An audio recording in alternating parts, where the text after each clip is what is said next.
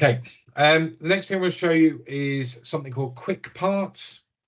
So going back to the, we perhaps send repetitive emails to people all the time. So, thank you for your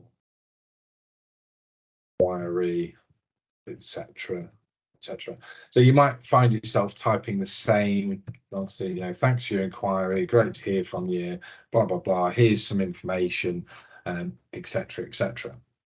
Now, rather than having to retype that same thing over and over again, we can use something called Quick Parts to simplify that whole process. So again, this is really obviously a really short sentence, but perhaps there's a paragraph of text that we normally put in, or perhaps something a little bit longer in terms of information.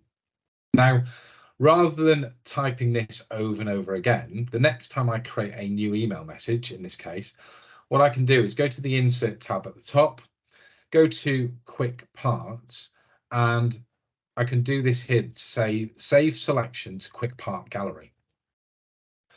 And I'm going to give this a name. So, hey, thank you is fine. In this case, I'm going to say what gallery it's going into. I can categorize these if I want to as well. And I can just click on OK.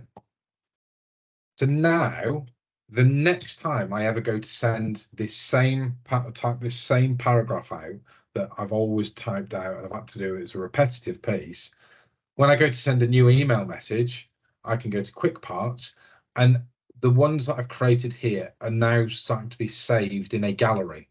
And again, I can categorize these and can end up with a huge length, huge amount of these as well. But rather than typing it in again, I can quickly select that, and I could start to build these up as well. So if I had multiple items in my gallery, I might have, I normally use that paragraph, then I use that paragraph, and I might just change the odd word in there. Actually, I can very quickly compile a fairly generic email, and just quickly go and customize the little bits that I need to and press send. So again, just little things to get a bit of time back in terms of sending emails.